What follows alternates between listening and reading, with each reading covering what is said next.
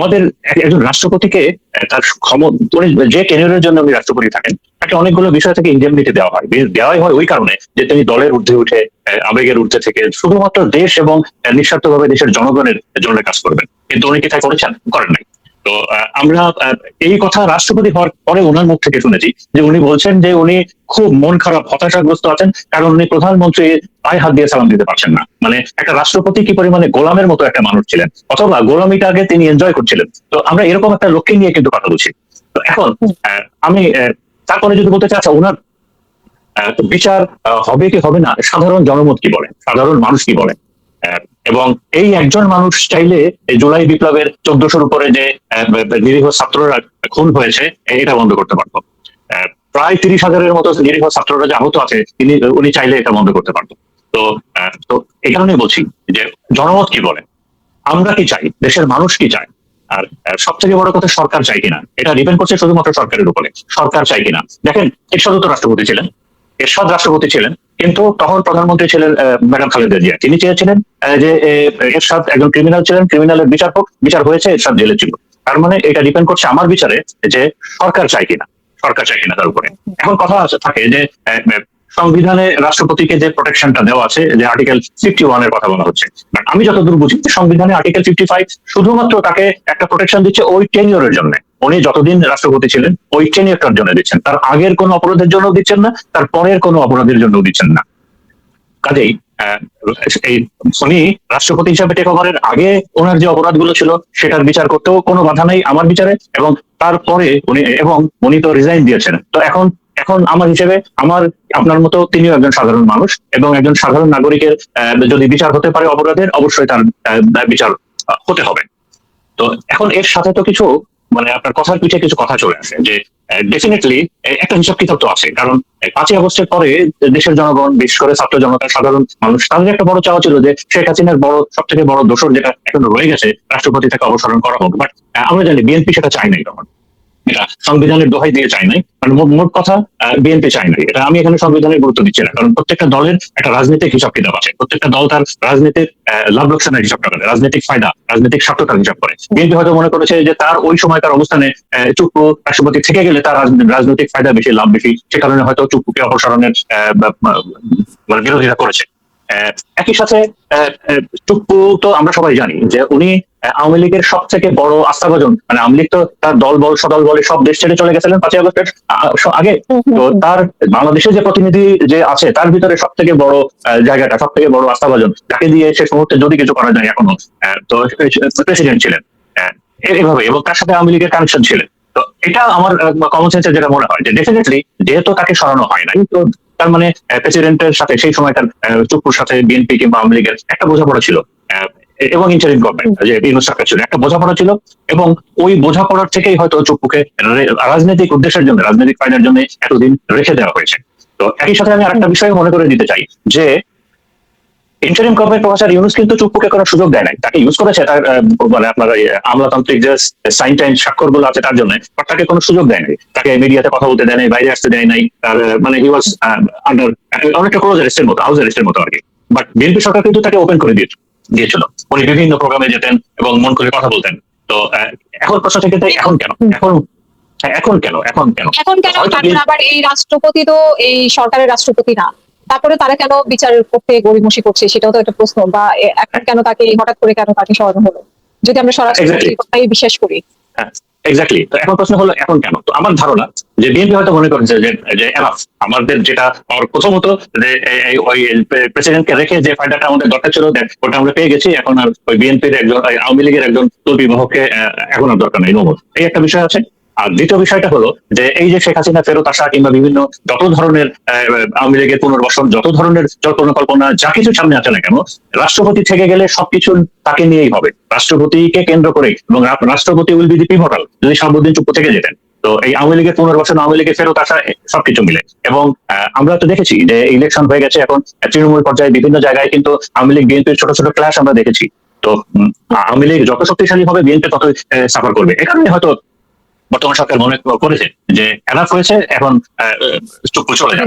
এটা একটা বিষয় হয়েছে, কিন্তু এখানে কথা থেকে যায় যে এই যে চুপ যে প্রেসিডেন্টকে যে একটা অবসর, আমি অবসর বলবো না, আমি অপসারণই বলবো, কারণ প্রেসিডেন্টের তো লজ্জা শরম ছিল না। আমরা তো তাকে কখনো একজন লজ্জা শরম মান সম্মান ডিগনিটি আলা মানুষ তো দেখি নাই। তো একজন ডিগনিটি আলা মানুষ যেহেতু উনি ছিলেন না, উনি স্বেচ্ছায় পদত্যাগ করে চলে যাবেন প্রেসিডেন্টের এই বিশাল ব্যাপার স্যাপার থেকে, এই পার্সোনালিটি উনি ছিলেন না, কাজেই উনি স্বেচ্ছায় পদত্যাগ করে চুপ করে চলে গেছেন, এটা আমি বিশ্বাস করি না। তো এখন সামনের বোঝাপড়াটা কি? বিএনপির সাথে কি কোনো বোঝাপড়া হয়েছে যে তাকে একটা সেফ এক্সিট দেওয়া হবে অথবা কোনো একটা কিছু, মানে একটা কিছু তো হয়েছে, ওই বিষয়টা কি? এই বিষয়টা কিন্তু শঙ্কা, এই বিষয়টা শঙ্কা। এবং একই সাথে যদি আমি স্বরাষ্ট্রমন্ত্রী জনাব সালাউদ্দিন, একই সাথে উনি তো বলেছেন যে রাষ্ট্রপতি, মানে তার মানে ওনার বডি ল্যাঙ্গুয়েজ এবং কথাতে আমার মনে হচ্ছে যে রাষ্ট্রপতির বিচারে উনি ইচ্ছুক না আর কি। একই সাথে প্রধানমন্ত্রী তারেক রহমান তার রাজনৈতিক সহকারী হিসেবে বিশাল এক ব্যক্তিত্বকে উনি নিয়োগ দিয়েছেন, জনাব রাশেদ প্রধান। তিনিও বলেছেন যে রাষ্ট্রপতিকে নাকি ইনডেমনিটি দেওয়া আছে। তো তার মানে এই যে কোথায় যেন একটা শঙ্কার ব্যাপার স্যাপার আছে, যে কথাগুলো আমি বলছি যে কোথাও একটা বোঝাপড়া হয়েছে এই চুপ্পু সাহেবের সাথে বিএনপির হাইকমান্ডের, যে একটা সেফ এক্সিট কিংবা আওয়ামী লীগ সবকিছু মিলে একটা প্যাকেজ, যে প্যাকেজের অংশ হিসেবে উনি অবসর নিলেন, এই বিষয়টা শঙ্কা। তো এখানে আমি আমি আমাকে 2 মিনিট সময় দেন। প্রশ্ন হলো ওটাই যে বিএনপি চায় কিনা এবং জনগণ কত প্রেশার দিবে এই চুপ্পুর পানিশমেন্টের, মানে বিচারের বিষয়ে, পানিশমেন্ট বলছি না, বিচারের বিষয়ে। কিছু বিষয় আমি এখানে কথা বলতে চাই। প্রথমত হলো ওনার বিষয়ে কিন্তু মামলা চলমান, অভিযোগগুলো কিন্তু গুরুতর। উনি দুর্নীতি, ক্ষমতার অপব্যবহার, দুদকে উনি চাকরিরত ছিলেন, সেখানে উনি অনিয়ম করেছেন, এবং সর্বশেষ প্রেসিডেন্ট হওয়ার আগে যেখানে ইসলামী ব্যাংকে ছিলেন, সেখানে বিতর্কিত ওনার কিছু কর্মকাণ্ড আছে। তো ইসলামী ব্যাংকে নিয়োগ পেলেন উনি কিভাবে? উনি জেএমসি বিল্ডার্স, এই জেএমসি বিল্ডার্সটা কি? এটা হলো যে ওই যে আমাদের শাহ আলম, যে বাংলাদেশ থেকে যে বিলিয়ন বিলিয়ন বিলিয়ন ডলার যে পাচার করেছেন, সব থেকে বেশি বাংলাদেশের অর্থনীতির যে ক্ষতি করেছেন, সেই শাহ আলমের একটা প্রতিষ্ঠান হলো জেএমসি বিল্ডার্স। এই জেএমসি বিল্ডার্স এর প্রতিনিধি হিসাবে উনি ইসলামী ব্যাংকের প্রথমে পরিচালনা পর্ষদে উনি যোগ দেন, তারপরে সেখানে ইসলামী ব্যাংকের ভাইস চেয়ারম্যান হন এই আমাদের এই চুপ্পু সাহেব। এবং ইসলামী ব্যাংকটা বাংলাদেশের সব থেকে একটা সফল ব্যাংক ছিল, যে ব্যাংকটাকে অলমোস্ট ডাকাতির মতো করে 2017 সালে ডিজিএফআই এর মাধ্যমে শাহ আলম ওই ব্যাংকটাকে দখল করে নেয়।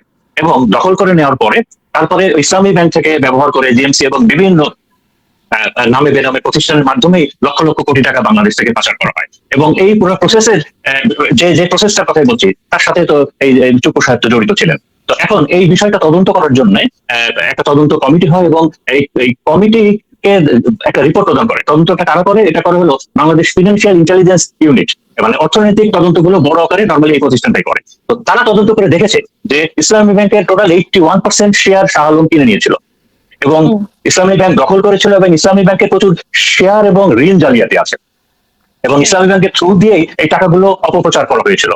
এখন দেখেন এই যে প্রতিবেদন, এবং এই যে বিএফআইইউ যে প্রতিষ্ঠানের কথা বললাম, তারা তদন্ত প্রতিবেদন সাবমিট করেছিল, এবং এই তদন্ত প্রতিবেদনের পরিপ্রেক্ষিতে হাইকোর্টে এটা বিচারাধীন আছে বিষয়টা, এবং 21 জন এই টোটাল প্রসেসের সাথে যারা জড়িত ছিল, টোটাল 21 জনের বিদেশে যাওয়ার নিষেধাজ্ঞা দেওয়া আছে, বিদেশে যাওয়ার বিষয়ে তাদের পাসপোর্ট জব্দ করা আছে, এবং তাদের ব্যাংক অ্যাকাউন্ট ফ্রিজ করা আছে। এবং এই যে বিএফআইইউ যে প্রতিষ্ঠানের কথা বললাম, তারা এই প্রেসিডেন্ট চুপ্পু সাহেবকেও অপরাধী করেছিল, কিন্তু উনি যেহেতু প্রেসিডেন্ট ছিলেন, এই কারণে তার নামে এই যে ওই যে যেটা বিদেশে যাওয়ার নিষেধাজ্ঞা, পাসপোর্ট জব্দ, ব্যাংক অ্যাকাউন্ট জব্দ, এই বিষয়ে এটা জারি হয় নাই।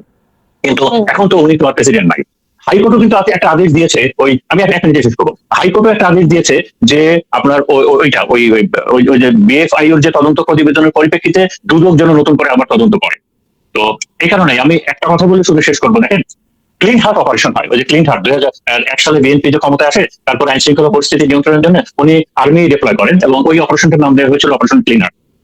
আমি তখন সেনাবাহিনীতে ছিলাম, এবং ক্লিন হার্টে একদম সক্রিয় হয়েছিলাম। তো সেখানে অনেক অপরাধীদেরকে ধরা হয়েছিল। ধরার পরে তো ম্যাডাম খালেদা যে দেখলেন যে যেহেতু সাক্ষী পাওয়া যাচ্ছে না, কারণ সবাই তো সন্ত্রাসী, অস্ত্রধারী, এদের বিরুদ্ধে সাক্ষী ম্যানেজ করা তো ডিফিকাল্ট, সাক্ষী তো ভয় দিতে চায় না, তো এরকম।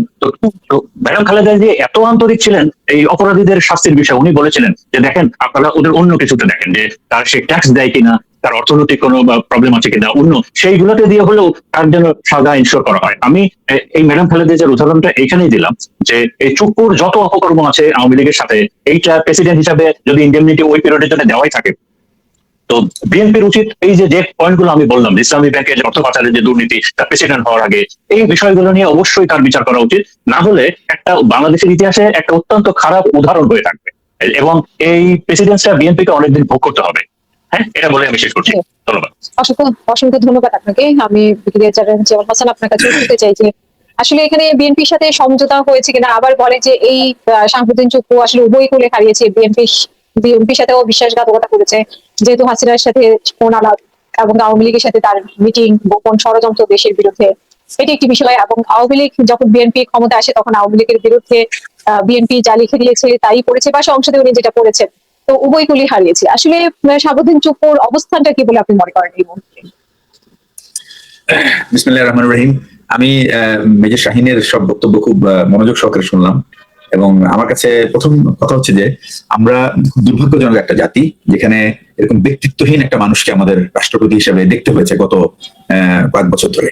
এবং সবচেয়ে দুঃখজনক হলো যে 2024 জুলাইয়ের পরে এই লোকটার চেহারা এবং এই লোকটা গাড়িতে জাতীয় পতাকা তুলে দিয়ে রাষ্ট্রের অভিভাবক হিসেবে তাকে দেখতে হচ্ছে। এটা এর চেয়ে বড় দুর্ভাগ্য আর জাতির কপালে কিছু থাকতে পারে না। এখন যে প্রশ্নগুলি সামনে এসছে যে তার বিরুদ্ধে কি ব্যবস্থা নেওয়া হবে কি হবে না, আসলে নেওয়া উচিত কি উচিত না, সবকিছু কিন্তু নির্ভর করে বাংলাদেশের একটা অনেক পুরনো একটা কালচার, সেটা হচ্ছে বিচারহীনতার কালচার। অর্থাৎ যে সমস্ত অপরাধী তারা যদি খুব উচ্চ স্তরে থাকে, উচ্চ পদে থাকে, তাহলে তারা কেমন জানি বাই ডিফল্ট কিছু ইমিউনিটি পেয়ে যায়। আর আমাদের মতো বা যারা সব সাধারণ মানুষ, যাদের না আছে ক্ষমতা, না আছে অর্থ, না আছে প্রতিপত্তি, না আছে কানেকশন, তারা কিন্তু সবসময় এই বিচারের কাঠগড়ায় দাঁড়ায় এবং তাদেরকে এই বিচারের মুখোমুখি হতে হয় এবং তারাই কিন্তু সাফার করে। আপনি দেখেন যে এই সমস্ত যদি আমি বাংলাদেশের দুর্ভাগ্য যে আজকে আমরা সবাই কিন্তু শুধু আমি এই দেশের অ্যাটলিস্ট 90 থেকে 95% মানুষ কিন্তু সবসময় কাউ না কাউকে দায়ী করে বাংলাদেশের আজকের বর্তমানের অবস্থার জন্য। 55 বছর পার হওয়ার পরেও আমরা বারবার কিন্তু আমাদের এই জাতি বারবার প্রতারিত হয়েছি, আমাদেরকে ধোঁকা দেওয়া হয়েছে। আমাদের সবচেয়ে দুঃখজনক ব্যাপার হলো আমরা আমাদের ভবিষ্যৎ প্রজন্মের স্বপ্নকে আমরা ধূলিসাৎ করে দিয়েছি। এটা হলো সবচেয়ে destructive part of this present status. মানে দেশের ধ্বংসযজ্ঞের সর্বশেষ রূপ হলো আমাদের ভবিষ্যৎ প্রজন্মের স্বপ্নকে আমরা ধূলিসাৎ করে দিয়েছি। এবং তাদের সামনে আমরা সবসময় একটা আপনার উদাহরণ স্থাপনা করি, যে সেটা হচ্ছে বিচারহীনতার উদাহরণ। এই উদাহরণ দিয়ে আসলে আমরা আমাদের ভবিষ্যৎ প্রজন্মকে একটা ভুল শিক্ষা দিয়ে যাচ্ছি। এবং এই কাজটা আমাদের দুর্ভাগ্যজনক ভাবে হলো যে আমাদের যারা রাজনীতিবিদরা আছেন তারা জেনে শুনে এই ভুলটা করেন, জেনে শুনে ভুল করেন। এবং তারা জানি না তারা নিজেদেরকে কখনো নিজেদের কাঠগড়ায় দাঁড় করায় কিনা, কারণ তারা যদি নিজেদের কাঠগড়ায় দাঁড়া করাতো তাহলে নিশ্চয়ই এই সমস্ত ভুল হতে দিত না। একটা জিনিস হয় কি, যে অতীতে আপনি দুই একটা ভুল করেন বা বড় ভুল করেন, ছোট ভুল করেন, যাই করেন, যখন আপনার কাছে সুযোগ আসে সেই ভুলগুলি শুধরানোর এবং ঠিক কাজটা করার, তখন যদি না করা হয় তখন মনে হয় অতীতের ভুলগুলি আসলে ভুল ছিল না, ওগুলি ছিল ইচ্ছাকৃতভাবে দায়িত্বহীনতা। তো এই পরিস্থিতি আর কতদিন বাংলাদেশকে দেখতে হবে আমি ঠিক জানি না, তবে আমি মনে করি যেখান থেকেই হোক না কেন একটা ঠিক কাজটা শুরু হওয়া উচিত। এখন কথা হচ্ছে যে রাষ্ট্রপতি, যে বিগত রাষ্ট্রপতি বা প্রাক্তন রাষ্ট্রপতি শাহাবুদ্দিন চুপ্পু কি ধরনের ট্রিটমেন্ট পাওয়ার যোগ্য, এটা একটা প্রশ্ন সবার মনে। অনেকেই বলতে পারে যে উনি একজন বয়োবৃদ্ধ মানুষ, তার বয়স হয়ে গেছে, তো তার সে একজন প্রাক্তন রাষ্ট্রপতি, সব ঠিক আছে, কিন্তু রাষ্ট্রপতি হিসেবেও কি যেন একটা আছে না 91 অনুচ্ছেদে, যে রাষ্ট্রপতি আগের রাষ্ট্রপতি। এই অনুচ্ছেদ শোনেন, এই অনুচ্ছেদের গল্প বাংলাদেশের মানুষ শুনে আসছে গত 55 বছর ধরে। এই অনুচ্ছেদের গল্প শুনে আসছে এবং এখনো শুনতেছে, হয়তো আগামীতেও শুনবে যতদিন এই অনুচ্ছেদগুলি আছে। আমি আপনাকে একটা কথা বলি, সেটা হচ্ছে যে যেমন আব্দুল হামিদের ব্যাপারেও তো কোনো বিচার হলো না। আব্দুল হামিদের ব্যাপারেও আমি আপনার সেদিকে আসছি। আব্দুল হামিদের বিচার, আব্দুল হামিদের সাথে যদি আমরা চুপ্পুকে তুলনা করি, তাহলে এই চুপ্পুর অপরাধ আব্দুল হামিদের অপরাধের বহুগুণে বেশি। আব্দুল হামিদের কি অপরাধ, সেটা আব্দুল হামিদ তো আছেই, তো দেশেই আছে। সুতরাং কেউ যদি অভিযোগ করতে চায়, প্রশ্নটা হচ্ছে আসলে আপনি বিচার করতে চান কিনা। আমাদের বিচার বিভাগ স্বাধীন না, আমাদের আইন মন্ত্রণালয় তারা নিজেদেরকে কখনোই মনে করে না যে সারা বিশ্বে কিন্তু আইন মন্ত্রণালয় হলে এমন একটা মন্ত্রণালয় যে তখন আর সরকারের মন্ত্রণালয় থাকে না, তখন হয়ে যায় রাষ্ট্রের মন্ত্রণালয়, অর্থাৎ জনগণের মন্ত্রণালয়। তাদের সমস্ত কর্মকাণ্ড হয় মানুষকে ন্যায় বিচার দেওয়ার জন্য। কিন্তু দুর্ভাগ্যজনক হলো সত্য যে আমাদের আইন মন্ত্রণালয় starting from top to bottom is so much corrupt, যে তারা কখনোই তাদের এই যে তাদের প্রতি একটা দায়িত্ব, ভাই দুনিয়াতে দরকার নাই আপনাকে, তো এইটার জবাব আপনাকে দিতে হবে। এই যে মানুষের বিচার বুঝে দিচ্ছেন না, তাদের প্রতি অবিচার করছেন ইচ্ছাকৃত ভাবে, আপনার ক্ষমতা কাজে লাগিয়ে, অর্থ কাজে লাগিয়ে এবং অন্য সবকিছু মেকানিজম দিয়ে, এটার জন্য আপনাকে জবাবদিহি করতে হবে। এবং একই সাথে বিচার বিভাগকেও জবাবদিহি করতে হবে। আইন মন্ত্রণালয় হলো একটা সাচিবিক দপ্তর, কিন্তু বিচার বিভাগ, প্রত্যেকটা বিচারক কিন্তু স্বাধীন, তারা প্রধান বিচারপতির অধীনে ন্যস্ত, তারা যার কন্ট্রোলেই থাকুক না কেন, বিচার বিভাগ যদি চায় মানুষকে বিচার দিতে চায় তাহলে তারা বিচার দিতে পারবে। এখন বাংলাদেশে কেন, সারা পৃথিবীতে বিচার বিভাগ সবসময় তারা মানে মানুষের পক্ষে দাঁড়ায়, আইনের পক্ষে দাঁড়ায়। তো আমাদের দেশে কিন্তু এর কোনো আমরা নজির আমরা দেখি নাই যে তারা মানুষের পক্ষে দাঁড়িয়েছে আজ পর্যন্ত। আজ পর্যন্ত যাই কিছু হয়েছে সবকিছু একটা নির্দিষ্ট কোটার মানে অর্থাৎ একটা নির্দিষ্ট গোষ্ঠীর স্বার্থকে তারা উদ্ধার করেছে। এটাই হলো সবচেয়ে দুঃখজনক ব্যাপার। এই জিনিসটা কিন্তু এই 24-এর আন্দোলনের পরে এটার শুধরানোর একটা সুযোগ ছিল। বিএনপির হাতে এখনো সেই সুযোগ আছে। বিএনপি, আমি বারবারই বলি যে বিএনপি এমন একটা রাজনৈতিক দল যে তারা কোনো এক্সট্রিমিস্ট দল না, তারা আওয়ামী লীগের মতো দলকানা দল না। তাদের হাতে বারবার সুযোগ আসে ঠিক কাজ করার, কিন্তু বারবার এই দলটা কিন্তু সেই সুযোগ হারিয়ে ফেলে। তাদের যে স্বাভাবিক আচরণ বা স্বাভাবিক চরিত্র, সেই চরিত্রটা ঠিক মতো তাদের কর্মকাণ্ডে প্রতিফলিত হয় না গুটি কয়েক স্বার্থবাজ এবং দুর্নীতিপরায়ণ নেতার কারণে। এবং তারেক রহমান সাহেব, আমি বলবো যে এখনো তারেক রহমান সাহেব এইবারে প্রথম প্রধানমন্ত্রী, এবং সেই প্রধানমন্ত্রীর যে অতীতের যে সেই কলুষ মুক্ত প্রধানমন্ত্রী এখনো উনি, এবং ওনার এই দাগবিহীন প্রধানমন্ত্রিত্ব উনি পরিচালনা তার দায়িত্ব পালনকালে তিনি দাগবিহীন থাকতে পারবেন যদি উনি ঠিক কাজগুলি করতে পারেন। ঠিক কাজটা কি? ঠিক কাজটা হলো মানুষের মনের কথা বোঝার ক্যাপাবিলিটি বা সক্ষমতা। এটা উনি অর্জন করতে পারলে আমি নিশ্চিত বিএনপির কোনো করাপ্ট কোনো নেতা নেত্রী ওনাকে প্রভাবিত করতে পারবে না। এখন প্রশ্ন হচ্ছে যে উনি মানুষের সেই হৃদয়ের কথা বুঝতে পারেন কি পারেন না। মানুষের মনে যখন চাওয়া যে চুপ্পুর একটা বিচার দরকার, কারণ চুপ্পু তার পদকে ব্যবহার করে সর্বক্ষেত্রে শোষণ করেছে এবং দেশের সর্বোচ্চ পদ আঁকড়ে দেশের প্রতি বেইমানি করেছে, এবং বিএনপি সরকারের প্রতি বেইমানের ফল হলো তার আজকে পদত্যাগ। এই সমস্ত অসুস্থ কোনো কিছু না, এগুলো হলো ভান। এবং উনি, আমি যতটুকু জানি, আমার একটা ব্যক্তিগত সোর্স থেকে আমি বলছি জানা, উনি প্রতিজ্ঞা করেছিলেন যে আমি পদত্যাগ করব না, যে যাই বলুক। কিন্তু বিএনপির গভর্নমেন্ট আসার পরে তার সর্বরকম তার ফিট লিকিং যেটা বলে আর কি, পাচাটা সে শেষ করছে, কিন্তু সব শেষে তার বেইমানিটা ধরা পড়ার কারণে এখন আর তার রক্ষা হচ্ছে না, রক্ষা হয়নি। সে তো মুখে বলেছিল আমাকে যেদিন চলে যেতে বলবেন আমি সেদিন চলে যাবো, এটা তো সিম্পল বলেছিল। কিন্তু আসল কথাটি হলো এটা তার মুখের কথা, এটা মনে হয় দয়া চাচ্ছিল সে, এবং দয়া চাচ্ছিল যে সে ভেবেছিল তার অপকর্মগুলি কারো নজরে পড়বে না। কিন্তু ওই দয়া পাওয়া অবস্থায় সে কি করছে? সে চেষ্টা করছে শেখ হাসিনার সাথে যোগাযোগ করার জন্য, তার ভবিষ্যৎ নিরাপত্তা নিশ্চিত করার জন্য। এটাই তার কাল। এবং এই বেইমানিটা যখন করেছে, এটাকে ট্রিসন বলে, এটাকে রাষ্ট্রদ্রোহিতা, এবং এইটার কারণে তার বিচার হওয়া উচিত। এবং তারপরে তো এই বিচার সম্মুখীন করলে বাকি সব বিচার তার আসবে। এখন বিএনপির যে সমস্ত নেতারা বলছে এই 91 ধারা, ওনারাও খুব ভালো করে জানেন ওনারা যখন বেকায়দায় পড়বেন না, এই সমস্ত 91 কিন্তু ওনাদের জন্য আর খাটবে না। ওই শেখ হাসিনার সময় কিন্তু ওনাদের 91 কিছুই খাটে নাই তাদের জন্য। 51 হোক আর 91 হোক, আমি ওইগুলির মধ্যে যেতে চাই না। আমার কথা হচ্ছে ব্যাপার, বাংলাদেশের মানুষ শুধু এটা চাই, ভাই তুমি মনের ভিতরে তোমার কি আছে, খায়েশটা কি, তুমি কি বিচার করবা? যদি করতে চাও, মানুষের চাওয়া হলো এটা, যদি করতে চাও তাহলে ইউ ক্যান ডু ইট। ধারা উপধারা কোনো কাজে লাগবে না, এই সমস্ত কোনো প্রোটেকশন সে পাবে না। সে অনেক রকম অপরাধের সাথে জড়িত, অনেক রকম অপরাধ শাহিন অলরেডি ব্যাখ্যা করেছে। সুতরাং আমি বলবো যে শুধু যে বিএনপির উচিত মানুষের মনের কথাটা বোঝা। ভাই, বিএনপি যদি আওয়ামী লীগের কার্বন কপি নিয়ে দেশ শাসন করতে চায় তাহলে তারা সমূহ বিপদে পড়বে, যেটা তারা করছে না এই মুহূর্তে। কিন্তু তাদের কিছু নেতা নেত্রী তাদেরকে বাধ্য করছে, এবং তাদের এই যে প্রশাসনের ভিতরে লুকিয়ে থাকা কিছু গুপ্ত আওয়ামী লীগার, তারা বিএনপিকে কিন্তু সেই পথে নেওয়ার চেষ্টা করছে যে পথে গেলে বিএনপি সাধারণ মানুষ দ্বারা বিতাড়িত হবে। কিন্তু বিএনপির আচরণ, বিএনপির চরিত্রগতভাবে কিন্তু এরকম একটা দল না। বিএনপি খুবই একটা মধ্যপন্থী দল, সহনশীল দল, এবং মানুষের প্রতি অত্যাচার করার দল নয়।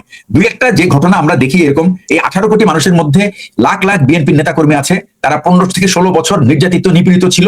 তাদের দুই একজনের কর্মকাণ্ড বিএনপিকে হয়তো কিছুটা বিব্রত করতে পারে, কিন্তু দ্যাট ইজ নট, এটাই বিএনপির ওভারঅল চরিত্র নয়। এই কথাটা মনে রাখতে হবে। আর একটা কথা, সেটা হচ্ছে এই দেশের মানুষ দীর্ঘদিন অনাচার অত্যাচারের মুখে ছিল, এবং বিএনপির কাছ থেকে তারা একটা সুশাসন চায়, তারা একটা অন্যরকম দেশ চায়। এবং আমার মনে হয় তারেক রহমান সাহেব এবং ওনার সাথে আশেপাশে, বিশেষ করে ওনার বাড়িতে যে পরিবেশ বিরাজ করে, অন্তত এই পরিবেশটাই ওনাকে একটা সঠিক পথে নিয়ে যেতে পারবে, এটাই আমার ধারণা। অসংখ্য ধন্যবাদ আপনাকে।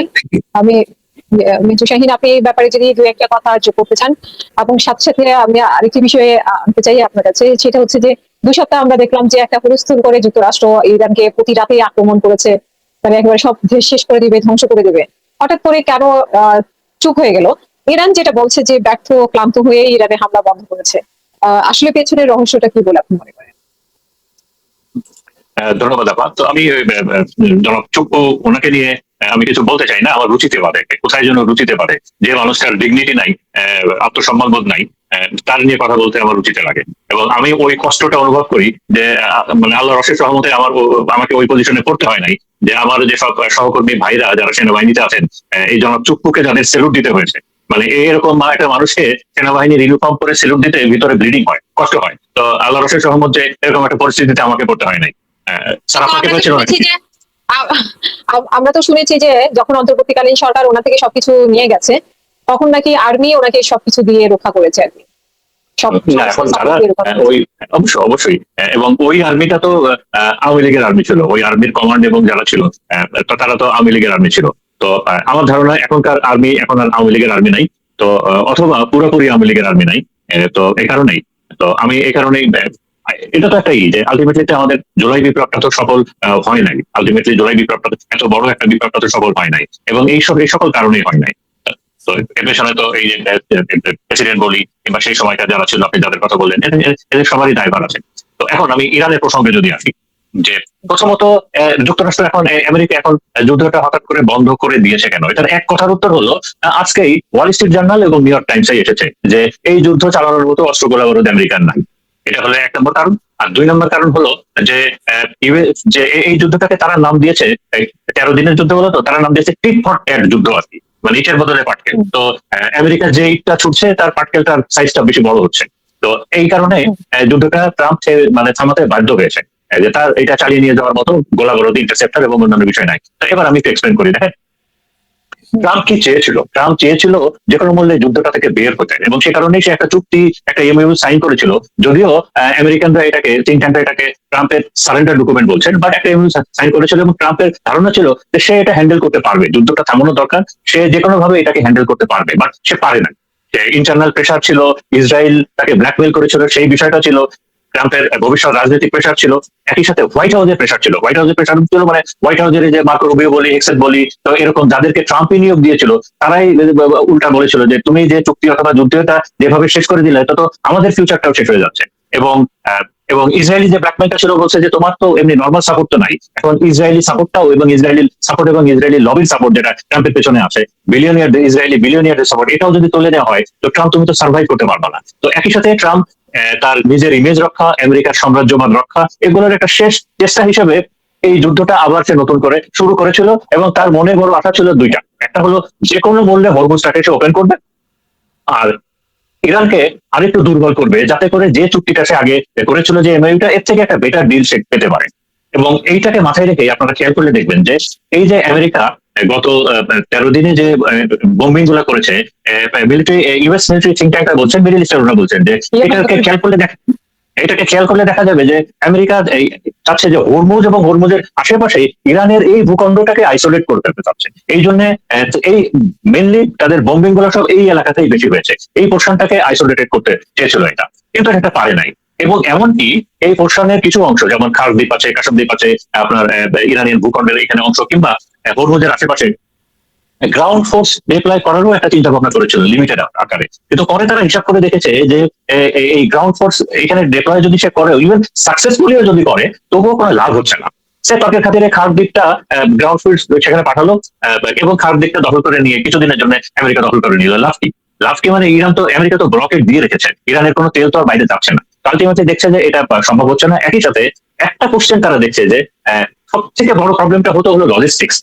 গোলা বারুদ কিংবা অন্যান্য খাবারের কথা বাদ দিলাম, যদি যে কোনো একটা অংশ দখল করে ওখানে যদি আমাদের কিছু সোল্ডার থাকে, তাই আমেরিকা হিসাব করে দেখেছে তাদের দৈনন্দিন পানি যেটা লাগবে, এই পানিটাও রেগুলার তারা সাপ্লাই দিতে পারবে না, মানে এরকম একটা অবস্থায় করবে। তো আলটিমেটলি এইসব এদিকে তারা যায় নাই। আর একই সাথে আপনারা খেয়াল করে দেখবেন যে এই যে কুয়েত এবং বাহরাইনে এত ইরানিয়ান পাউন্ডিং কেন হয়েছে, এত ইরানিয়ান বোম্বিং কেন হয়েছে, আমেরিকার স্ট্র্যাটেজিক্যালি, আমেরিকা ওইভাবে তৈরিও করেছে কুয়েতের ঘাঁটি এবং বাহরাইনের ঘাঁটি। এই স্ট্র্যাটেজিক্যালি এই মিডল ইস্টে এই দুইটা হলো আমেরিকার সব থেকে গুরুত্বপূর্ণ ঘাঁটি, এবং তারা এইভাবে তৈরিও করেছিল। কিন্তু এই ঘাঁটিগুলো তো ইরান প্রায় ধ্বংস করে দিয়েছে। এবং আপনারা হয়তো জানেন যে এই কুয়েত, বাহরাইন এবং আরব আমিরাত, এই ইরানের বোম্বিং এর কারণে এই সব জায়গায় আমেরিকার যত গুরুত্বপূর্ণ সামগ্রী ছিল এইখান থেকে শিফট করে নিয়ে ইউএসএ এগুলোকে জর্ডানে নিয়ে সেখানে স্টক করেছিল। তারপরে ইরান জর্ডানে বোম্বিং করেছে, এবং তারপরে এই জর্ডান থেকেও সেগুলো শিফট করে নিয়ে এখন আমেরিকা সেগুলোকে ইসরায়েলে নিয়ে গেছে। মানে এরকম একটা অবস্থায় ইউএসএ পড়েছে। এবং গত এই খবরগুলো নতুন করে আসছে, আপনিও শুরুতে বললেন যে প্রচুর ইউএসএ সোলজার মারা গেছে, কেউ বলছে 200, কেউ বলছে 200-র বেশি। এবং একটা ইনফরমেশন শুধু দিয়ে রাখি, দেখেন এই যে জর্ডানে যে বোম্বিং এর ফলে যেটা ইন্টারনেটে আসলো যে 2জন ইউএসএ সোলজার মারা গেছে, আপনারা খেয়াল করলে দেখবেন যে এই 2জন সোলজারের একজন হলো মহিলা আর একজন হলো পুরুষ। যে পুরুষটা চশমা পরা একটা নাদুস নদুস টাইপ, দেখলে ওই গ্রাউন্ড সোলজার টাইপের মনে হয় না, দেখলে মনে হয় যে না এরা কোনো আপনার কমন পোস্টে আইটি সেন্টারে কাজ করে। তার মানে ধারণা করা হচ্ছে যে ওইখানে এটা ওদের একটা খুব সেন্সিটিভ কোনো কমন পোস্ট কিংবা আইটি সেন্টার এরকম কিছু ছিল, যেটা আগে ছিল না। এবং সেখানে ইরান খুব প্রেসাইসলি আপনার মিসাইল স্ট্রাইক করেছে। তার মানে ইরানের ক্যাপাবিলিটি এখন কোন জায়গায় চলে গেছে। একই সাথে এই খবরটাও এসেছে যে ইরানের ক্যাপাবিলিটি এটা রাশিয়া এবং চায়নার ইন্টেলিজেন্স এবং তাদের স্যাটেলাইট হেল্প, একই সাথে আপনার আমেরিকা এবং ইসরায়েলে তাদের যে এয়ার ডিফেন্স সিস্টেম দুর্বল হয়ে গেছে এবং ইন্টারসেপ্টর নাই, এই কারণে ইরান 100টার ভিতরে 70 থেকে 80টা মিসাইল এই টার্গেটে হিট করছে। আগে যেটা 10টা থেকে 12টা হতো, এখন ইরানের 100টা মিসাইলের ভিতরে 70-80% টার্গেটে খুব প্রিসাইসলি হিট করছে এবং খুব ডিভাস্টেটিং আকারে হিট করছে। তো এই কারণে ইউএস এর জন্য আর কোনো অপশন নাই। ইউএসএ আরো একটা চেষ্টা করেছিল আপনার সৌদি আরব এবং এদিকে আরব আমিরাত এবং ওমানকে দিয়ে, কিন্তু আলটিমেটলি কেউ রাজি হয় নাই। আপনারা খেয়াল করলে দেখবেন যে এদিকে হুথিরা যেহেতু বাবুল আল মান্ডেব এইটা বন্ধ করে দিয়েছে, এই প্রণালীটা বন্ধ করে দিয়েছে, এবং এটা আমেরিকার প্ররোচনায় সৌদি আরব ইয়েমেনে অ্যাটাক করেছিল। বাট ইয়েমেনের হুতিরা এত শক্ত জবাব দিয়েছে যে জবাবটা সৌদি আরব আগে কখনো পায় না এই ধরনের জবাব। তো আরামকো ওদের ওয়েল ইনফ্রাস্ট্রাকচারে আঘাত করেছে, তাদের এয়ারপোর্টে আঘাত করেছে। এখন কিন্তু সৌদি আরবও চুপ হয়ে গেছে।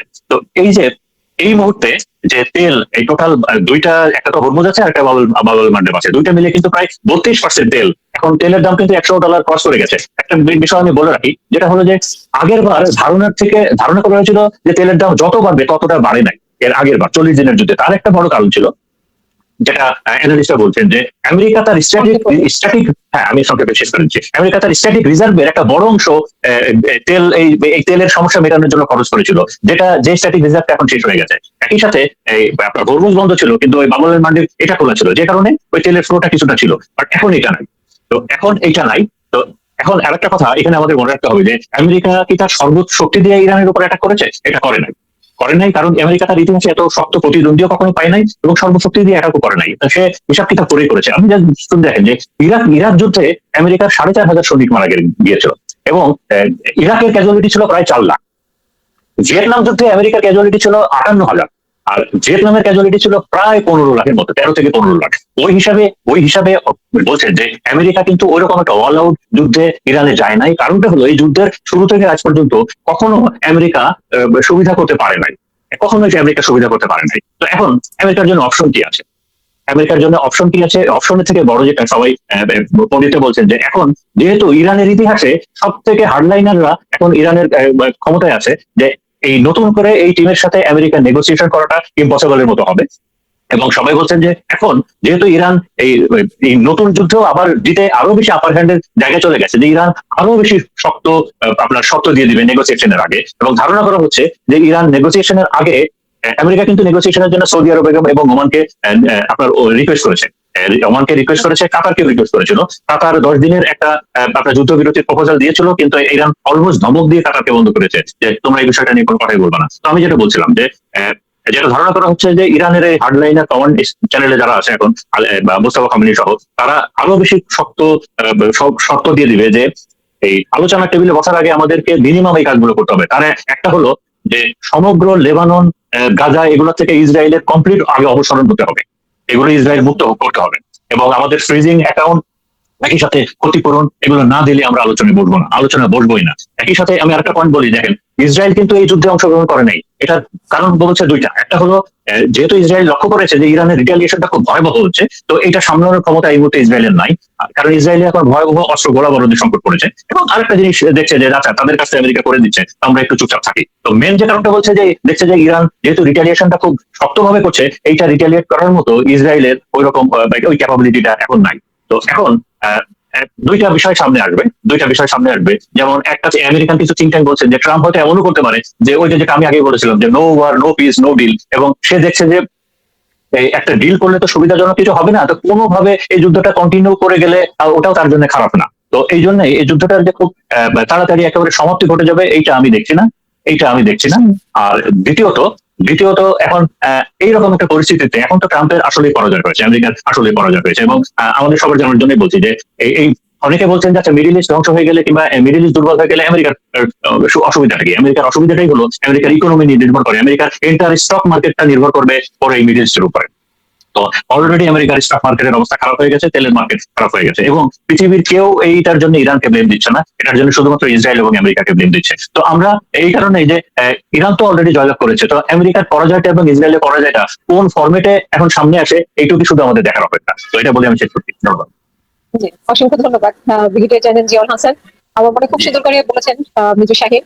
আপনার কাছেও শুনতে চাই যে আপনি আরো কিছু যুক্ত করবেন আশা করি, যে হঠাৎ করে হুড়মুড় করে আমাকে কি সুযোগ দিলে আমি আর এক মিনিট বলতে পারবো? আমাকে সুযোগ দিলে একটা পয়েন্ট আমি বলতে চাই। দেখেন যেটা আমি বলছিলাম যে ইউএসএ খুব ডেসপারেটলি, যেহেতু ইরান কোনোভাবেই এখন আলোচনা টেবিলে আসতে যাচ্ছে না, ইউএসএ খুব ডেসপারেটলি সৌদি আরবকে ধরেছিল যে এই যুদ্ধটা থামানোর জন্য। সৌদি আরব, তারপর ওমান আছে, কাতার আছে, এবং তারপরে তো সৌদি আরবকে তো ওই লোভটাও দেওয়া হয়েছিল। সৌদি আরব তো তখন আবদার করে বসলো যে আমরাও আপনার ইউরেনিয়াম ইনভেস্টমেন্ট করবে, তারাও পারমাণবিক ওই দিকে যাবে, এবং সেখানে তো অলরেডি তো চুক্তিও সাইন হলো সৌদি আরবের পরে। তো তারপরে তো ইসরায়েলের প্রেসারে ট্রাম্প এখন আবার সুর নরম করলো। তার মানেটাই হলো যে এই যুদ্ধটাকে যে কোনো ভাবে শেষ করার জন্য আমেরিকা কত ডেসপারেট আছে, এটা তার একটা নমুনা।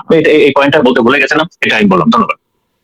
অনেক ধন্যবাদ। আমরা দেখলাম যে চুক্তি ভঙ্গ করে হামলা করা শুরু করলো ইরানের উপরে, একেবারে হুড়মুড় করে যেভাবে প্রতিটা রাত হামলা করেছে। তো এখন মানে টায়ার্ড হয়ে গেল নাকি, মানে অস্ত্রপাতি ইনসেপ্টর শেষ হয়ে গেছে এমনটা শুনেছি। আরো যেটা শাহীন বললেন যে তাদের গোলা বারুদও শেষ হয়ে গেছে, তারপরে যা যা দিয়ে তারা যুদ্ধ করে। তো আপনার কাছে শুনতে চাই যে আপনি আর কিছু যুক্ত করবেন আশা করি।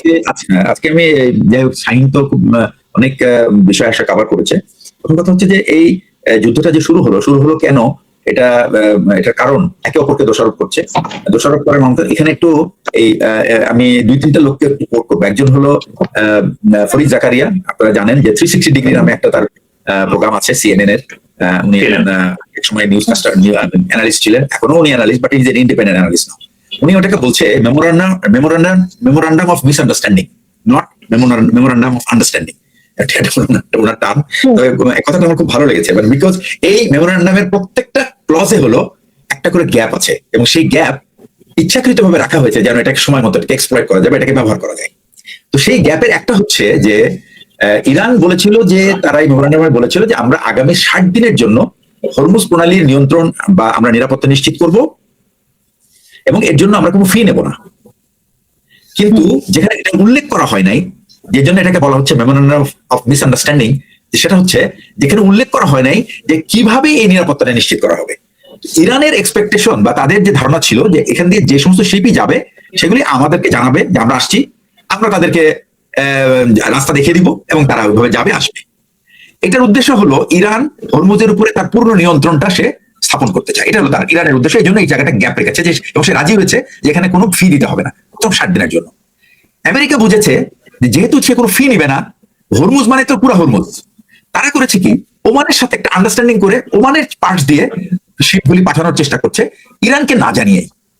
কিন্তু ইরান তো ধরে নিয়েছে যে তাদেরকে তো জানাতে হবে তার এই চলাচল করার জন্য। তো সেই জাহাজগুলি কেন ইরানকে জানানো না, এই জন্য তাদের উপরে 4টা জাহাজের উপর অ্যাটাক করা হয়। এটাকে আমেরিকা ধরে নিয়েছে breach of memorandum of understanding, আর ইরান ধরে নিয়েছে দুজনই কিন্তু দুজনেই বলছে যে তোমরা চুক্তি ভঙ্গ করেছো, কিন্তু কনটেক্সট দুজনের ডিফারেন্ট। এটা কেন? বিকজ ওই মেমোরান্ডাম অফ আন্ডারস্ট্যান্ডিং এ এই গ্যাপটা রয়ে গেছিল। আচ্ছা, সেকেন্ড হলো যে এই যুদ্ধের ব্যাপারে ফরিদ জাকারিয়ার ইন্টারপ্রিটেশন হলো যে আমেরিকা পরাস্ত, তারা তাদের যে লক্ষ্যবস্তু ছিল তার কোনো লক্ষ্যই তারা অর্জন করতে পারে নাই। এবং শুধু তাই না, যে এই হরমুজের উপরে যে নিয়ন্ত্রণটা আগে কারোই ছিল না, অর্থাৎ এটা একটা ওপেন চ্যানেল ছিল, এই যুদ্ধের ফলে এই নিয়ন্ত্রণটা ইরানের হাতে তুলে দেওয়া হয়েছে। এবং এই যুদ্ধের ফলাফলটা কি হলো? ফলাফলটা এমন হলো যে যুদ্ধের আগে যা ছিল তার থেকে আমরা খারাপ অবস্থায় পড়লাম। সেকেন্ড হচ্ছে ইরান টেস্ট করছে যে এই যুদ্ধের ব্যথা, পেইন কে কতটুকু নিতে পারে। এই যুদ্ধের পেইন মিডল ইস্ট নিতে পারবে না, আমেরিকানরা নিতে পারবে না, পৃথিবী নিতে পারবে না, কিন্তু ইরান নিতে পারবে। কারণ ইরান 47 বছর ধরে এই পেইন নিয়ে অভ্যস্ত, এবং তারা জানে যে তারা এই যুদ্ধের ফলে, কারণ এই যুদ্ধটা ইরান শুরু করে নাই, তাদের উপরে যে যুদ্ধটা চাপিয়ে দেওয়া হয়েছে, এই যুদ্ধের পেইনটা তারা নিতে পারবে, এবং তারা ততক্ষণ পর্যন্ত নিতে পারবে যতক্ষণ পর্যন্ত পৃথিবী না ধসে পড়ে। এতক্ষণ পর্যন্ত তারা নিতে পারবে।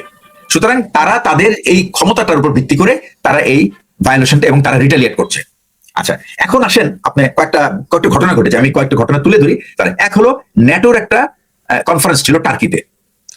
টার্কি বহুদিন থেকে F-35 টেকনোলজি চাচ্ছিল, বিশেষ করে ইঞ্জিনটা চাচ্ছিল তারা বাকি সবকিছু তারা ডেভেলপ করেছে, কিন্তু তাদেরকে ইউএস ন্যাটো অ্যালাইড হওয়ার পরেও কিন্তু এটা দেওয়া হয়নি একটা শর্তে, সেটা হলো S-400 তারা anti aircraft air defence system রাশিয়ার কাছ থেকে কিনেছে এই অজুহাতে যে তোমরা যদি S-24 যদি মানে ধ্বংস না করো অথবা এটাকে ছেড়ে না দাও অথবা এটা তোমাদের ইনভেন্টরি থেকে না সরো, তাহলে আমরা এটা তোমাকে দিব না।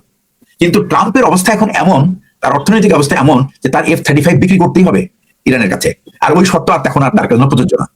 এবং সেই এইবারে কিন্তু ওই কনফারেন্সে কিন্তু সে এরদোগানের প্রশংসায় পঞ্চমুখ ছিল।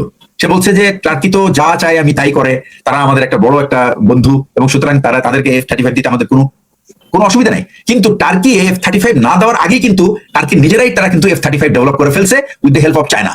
এবং F-35 এর স্টিলদের যে বাকি যে এসেনশিয়াল পার্টগুলি ছিল এগুলি চায়নার সাথে কথা বলে ডেভেলপ করে ফেলেছে এবং পাকিস্তানের সাথেও কিন্তু তাদের একটা এগ্রিমেন্ট আছে। সুতরাং যখন দেখছে যে টার্কি তো F-35 এর মতো একটা অথবা ওই ক্লাসের একটা এয়ারক্রাফট তারা নিচ্ছে পেয়ে যাচ্ছে অলরেডি, তখন খামাখা আমাদের টাকাটা হারাবো কেন, বরং আমরা বেঁচে কিছু টাকা বানাই। এটাই কিন্তু ট্রাম্পের উদ্দেশ্য। আচ্ছা, যখন এটা করছে ট্রাম্প, আমি আপনাকে বলি তখন কিন্তু ইসরায়েল কিন্তু একটা ড্রাম বাজাচ্ছে বহু আগে থেকে। এটা আমি আপনার অনুষ্ঠানে বলেছি এবং অনেক অনুষ্ঠানে বলেছি। ইসরায়েলের কিন্তু তারা এক্সেস অফ এভিল আর এক্সেস অফ এক্সট্রিমিস্ট সুন্নিস বলে দুটা তত্ত্ব, তারা এই দুটা তত্ত্বের উপর তারা কাজ করছিল। প্রথমে হলো তারা চেয়েছিল ইরানকে ধ্বংস করে এক্সেস অফ এভিলটা তারা ধ্বংস করতে পারবে, কিন্তু যুদ্ধের কিন্তু 146 দিন পরেও এটা কিন্তু সম্ভব হয় নাই। তার মানে এখন তারা চিন্তা করছে তাহলে এখন কি কাজ, তারা এখন নতুন ড্রাম বাজাচ্ছে, সেটা এক্সেস অফ সুন্নিস এক্সট্রিমিস্ট। কেন বলতেছে তারা? কারণ টার্কি একটা হলো F-35 নিচ্ছে এবং ইসরায়েল কিন্তু রাইট ফ্রম দ্য বিগিনিং তারা চেষ্টা করছে আমেরিকাকে এই ট্রাম্পের কিন্তু এর আগের টার্মে কিন্তু তারা বলেছিল যে ইউ যথেষ্ট অর্থ খরচ করে না, ন্যাটোতে যথেষ্ট পয়সা দেয় না এবং তাদের ডিফেন্স এক্সপেন্ডিচার খুব কম। পুরো Europe US umbrella security umbrella নিয়ে থাকে, এটা নিয়ে চলবে, এভাবে চলবে না, টাকা বেশি দিতে হবে। তখন ইউ করলো কি, টাকা কিছু বেশি দিলে এবারে কিন্তু তারা তাদের নিজস্ব সিকিউরিটি আমব্রেলা তারা তৈরি করে, তারা বলেছে যে ইউএস এর উপর তারা ডিপেন্ড করতে চায় না। এখন ইসরায়েল প্রেস করতেছে যে America should get out of NATO. সুবিধা কি, যখন টার্কিকে অ্যাটাক করবে ইসরায়েল তখন যেন, কারণ ন্যাটোর পার্ট যেহেতু ইউএসএ এবং টার্কি বোথ, এবং ন্যাটোর ক্লজ হলো একটা দেশ যদি আক্রান্ত হয় তাহলে এটাকে ধরে নেওয়া হবে যে ন্যাটোর সমস্ত দেশ আক্রান্ত হয়েছে। সেই হিসেবে আমেরিকা কিন্তু টার্কির পাশে দাঁড়ানোর কথা, এটা যেন না দাঁড়াতে পারে সেই জন্য সে ন্যাটো থেকে আমেরিকাকে বের করতে চায়। সেই চেষ্টা কিন্তু সে প্রথম থেকে করে আসছে। এখন F-35 বিক্রি করলে তো আর এটা করতে পারবে না। সুতরাং সে ধোঁয়া তুলেছে যে এটা একটা নতুন টেরোরিস্ট কান্ট্রি টার্কি। এই টার্কি কেন টেরোরিস্ট? বিকজ তারা সৌদি আরব, কাতার, ইজিপ্ট এবং পাকিস্তান এরা মিলে এটাকে বলছে তারা এক্সেস অফ সুন্নিস এক্সট্রিমিস্ট, এবং এদেরকে যদি আমরা ধ্বংস তাহলে ইসরায়েল নিরাপদ না। এটা হলো ইসরায়েলের নতুন এখন। তারপরে যুক্তরাষ্ট্রের কি জানো, ডোনাল্ড ট্রাম্প যখন ফিরছিলেন তখন নাকি ওনার উপর বোমা মারার কথা বা ওনার নিরাপত্তা সংকটের কারণে উনি উড়োজাহাজ চেঞ্জ করেছেন। এটাও কি এক ধরনের প্রোপাগান্ডা? ইরান ডিক্লেয়ার করেছে তারা এনপিটি থেকে বের হয়ে যাবে, এবং তারা যদি এনপিটি থেকে বের হওয়ার যদি তাদের মজলিস যদি তাদের হাইয়েস্ট ক্লারিক অথরিটি যদি বলে যে আমরা এনপিটি থেকে বের হয়ে যাব, তাহলে কিন্তু ইরানকে কেউ নিউক্লিয়ার বোমা অর্জনের কাছ থেকে কিন্তু কেউ তাকে সরাতে পারবে না। তো এইটাতে যেন না যায়, তার মানে তারা ইরানকে ওই জায়গায় পুশ করতে চায় না যেন তারা এনপিটি থেকে বের হয়ে আসে।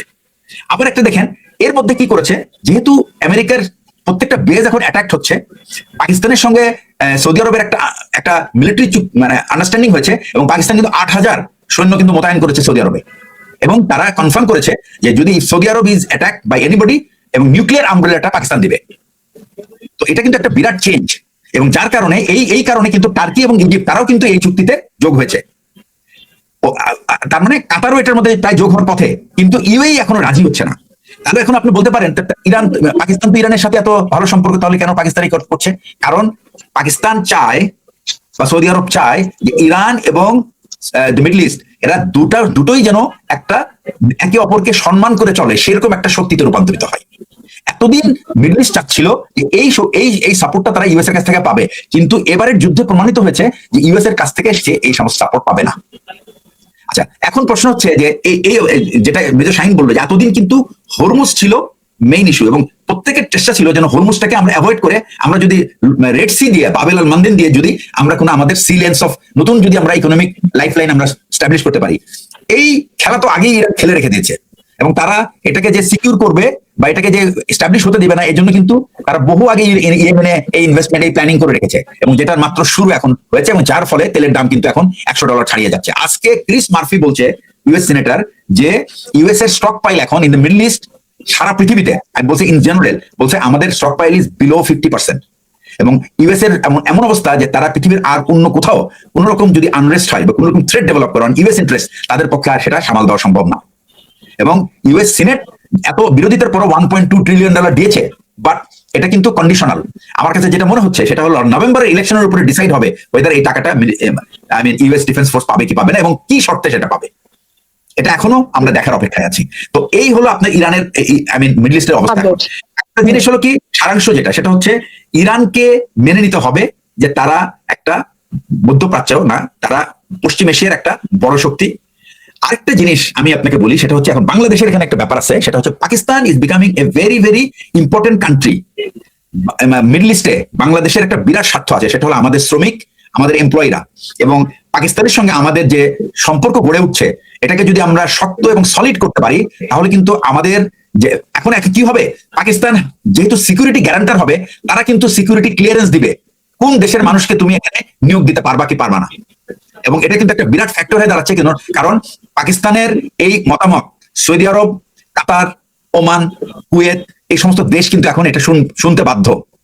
এবং সেই জন্যই আমি মনে করি যে বাংলাদেশের সাথে পাকিস্তানের যে সম্পর্কটা শুরু হয়েছে, এটা একটা কন্টিনিউটি দরকার, এটা আরো অনেক সলিড করতে হবে। এবং আমাদের কিন্তু শ্রমিকদের স্বার্থ কিন্তু মধ্যপ্রাচ্যে কিন্তু খুবই ইম্পর্টেন্ট, এবং মধ্যপ্রাচ্য এখন ধ্বংসস্তূপ, এবং এই ধ্বংসস্তূপ থেকে বের করার জন্য প্রচুর তার লেবার প্রয়োজন, প্রচুর মানুষ প্রয়োজন, এবং আমাদের দেশ থেকে কিন্তু অনেক মানুষ মিডল ইস্টে লাগবে, এবং আমাদেরকে কিন্তু পাকিস্তানকে আমাদের পাশে রাখতে হবে, এবং সেই সাথে মিডল ইস্টের অন্য যে দেশগুলি আছে তাদের সঙ্গে আমাদের সেই সম্পর্কটা অনেক শক্ত করতে হবে। আমি আপনার অনুষ্ঠানের মাধ্যমে আমার একটা রিকোয়েস্ট থাকবে, মাননীয় প্রধানমন্ত্রী ওনার নেক্সট ভিজিট হওয়া উচিত middle east, which is very important, এবং very important for the country's economy, which is ওনার বাবা এটাই শুরু করেছিলেন। এবং আমি মনে করি উনি যদি এটা করেন, উনি অনেক শক্ত সাহসী পদক্ষেপ নিচ্ছেন, এবং ওনাকে বোঝা উচিত মোদির গদি কিন্তু নড়বড়ে। মোদি হয়তো এই যাত্রা অল্পের জন্য রক্ষা পেয়েছে, but this is not enough. এটা কিন্তু অলরেডি কিন্তু আজকে আপনি যদি আপনি যন্ত্র মন্ত্রের যদি কথা শুনে রাখেন, যে 5 লক্ষ, ওরা তো বলছে যে এটা কেবল মাত্র শুরু। আমরা মনে রাখছি যে দাগগুলি আমাদের গায়ে আছে, আমাদেরকে বারবার মনে করে দিবে দিল্লির কথা, মোদীর সরকারের কথা, এবং প্রত্যেকটা কথা আপনি যদি এই কথাগুলি শোনেন, আপনার শিহরিত হবেন যে একটা ইয়াং জেনারেশনের, একটা ইয়াং ছেলেমেয়েরা কি কি কথা বলে তাদের, এবং এগুলি কিন্তু তারা বলছে যে আমরা হলাম এই দেশের ভবিষ্যৎ, এবং আমাদেরকে তুমি শেষ করে দেওয়ার চেষ্টা করেছো, এবং তার মানে তুমি এই ভবিষ্যৎকে শেষ করার চেষ্টা করেছো, তোমার এর আর রক্ষা নেই ফিউচার। এটা কিন্তু তারা পরিষ্কার বলে দিয়েছে। সুতরাং মোদিজ ডেজ আর ওভার। তো এই কথা বলে আমি আপাতত ব্রেক নিচ্ছি। Thank you. অসংখ্য ধন্যবাদ। আমরা শেষ করবো ভারতের ইস্যু দিয়েই। আসলে কি শেষ হয়েছে কিনা? আমরা দেখলাম যে শিক্ষামন্ত্রী পদত্যাগ করেছেন, তারপরেও আন্দোলন চলছে, চলবে না, এরকম দুমুখী অবস্থান আমরা দেখতে পাচ্ছি। আপনার কাছে এই নিয়ে আমাদের শেষ বক্তব্য আপনার আছে। আমার প্রশ্ন হচ্ছে যে এই যাত্রা হয়তো বা এই যে আন্দোলনটা শুরু হয়েছে ভারতে, ভারত তো একটা অন্যরকম দেশ। ভারত কিন্তু নেপাল বা বাংলাদেশের মতো বা শ্রীলঙ্কার মতো না, ছোট দেশ না।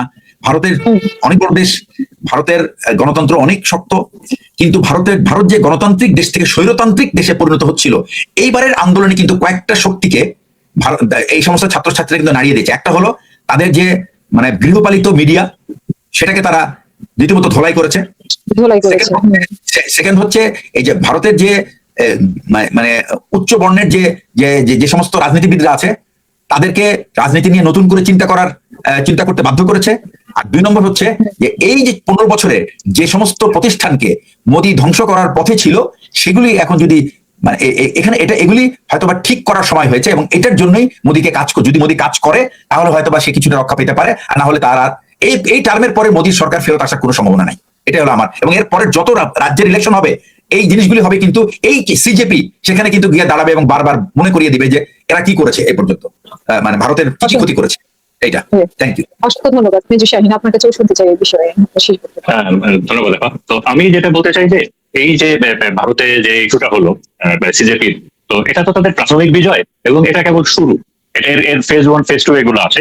তো এখানে বিজেপি একটা অত্যন্ত বুদ্ধিমানের কাজ করেছে, যে তারা তাদের বড় পতনটা টের পেয়ে তারা কিন্তু প্রথম কাজ যেটা করেছে, তারা ওইভাবে বল প্রয়োগ করে নাই, শেখ হাসিনা আওয়ামী লীগের মতো বল প্রয়োগ করে নাই। তো শুধু ওইভাবে বল প্রয়োগ করে নাই, কারণ ওই ভয় ছিল, তারা তো প্রচন্ড ভয় পেয়েছিল, আমরা তো দেখেছি, কারণ তারা তো দেখেছে। এবং আন্দোলনটা যেহেতু পুরো এই ভারতে ছড়িয়ে পড়ছিল, তো একটা বুদ্ধিমানের কাজ করেছে যে মেনে নিয়েছে এবং শিক্ষামন্ত্রীর পদত্যাগ করতে বাধ্য হয়েছে। তো একটা মানে ইনিশিয়াল নতি স্বীকার করে মোটামুটি এই আন্দোলনটাকে আপনার এই যাত্রাটা হয়তো মোদী রক্ষা পেয়েছেন। এটা হলো 1 নম্বর কথা। 2 নম্বর কথাটা হলো যে এই যে ইয়াং জেনারেশন, তারা এটা তাদের জন্য একটা বিশাল মরাল বুস্টিং ছিল যে এরপরের যে কোনো ইস্যুতে, যে কোনো একটা লিগাল ইস্যুতে এর পরের আন্দোলনগুলো কিন্তু আরো বড় আকারে হবে। এটা হলো পয়েন্ট নাম্বার 1। পয়েন্ট নাম্বার 2 হলো এইটা দেখেন, এইবারে যারাই এই আন্দোলন করেছিল এবং সেখানে তো ভারতের, এখানে কিন্তু একটা বিষয় সারু হতে একমত হবেন যে দেখেন, আমাদের দেশের সুশীল সমাজ এবং আমাদের দেশের সাংস্কৃতিক জগৎ, আমাদের দেশের এরা তো সব ভারতের দালাল বেশিরভাগ, বাট সরকারি দালাল, ভারতের দালাল। বাট বিদেশে ইন্ডিয়াতে দেখেন, সেখানে কিন্তু প্রচুর সাংস্কৃতিক কর্মীরা এসে এই ছাত্রদের পাশে দাঁড়িয়েছে, যে এটা একটা, এবং সাধারণ মানুষ দাঁড়িয়েছে। তো সেখানে যে বিষয়টা সবাই বলেছে এবং খুব ক্লিয়ারলি বলেছে যে আমরা যদি শুধুমাত্র মুসলমান হতাম কিংবা আমরা যদি খ্রিস্টান হতাম, আমরা যদি মাইনরিটি হতাম, তাহলে এই বিজেপি সরকার হয়তো আমাদেরকে পিছিয়ে ফেলতো।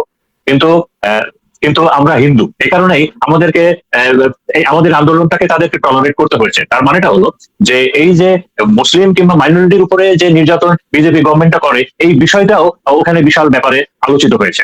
এবং আমরা সবাই জানি যে বিজেপির এখন যে গভর্নমেন্ট আছে এটা কিন্তু কোয়ালিশন গভর্নমেন্ট। তো এবং এর পরেরই দেখবেন যে এরপরে আবার অনেকগুলো ইস্যু নিয়ে আসবে, বড় বড় আসবে, এবং তখন আলটিমেটলি সরকার পতনের দিকেই যাবে, সরকার পতনের দিকেই যাবে। এর পরের গুলো আর ওইভাবে বিজেপি গভর্নমেন্ট সামলাতে পারবে না। আমি ওই ইরান ইস্যু নিয়ে জাস্ট 2টা কথা বলে আমি আমার বক্তব্য শেষ করবো। দেখেন, এই যে চলমান যে ইরান, ইসরায়েল এবং আমেরিকার যুদ্ধে সর্বশেষ যেটা হয়েছে যে ইসরায়েল একেবারে মানে প্রচন্ড পরিমাণে এক্সপোজড হয়ে গেছে। পৃথিবীর ইতিহাসে ছিল না। আগে দেখেন রাজনীতিতে 2-3 ধরনের রাজনীতির পোলারাইজেশন ছিল, অথবা সারা পৃথিবীর মানুষ বিভক্ত ছিল। ওকে, লেফটিস্ট, রাইটিস্ট, কিংবা ওই পুঁজিবাদ, তো আপনার কমিউনিজম, এরকম। এখন এই 2026 সালে এখন সব থেকে বেশি আলোচনা কি নিয়ে হয়? ইসরায়েল পন্থী নাকি ইসরায়েল পন্থী না। এটা সারা বিশ্বের মানুষ এখন ইসরায়েল পন্থী এবং ইসরায়েল পন্থী না।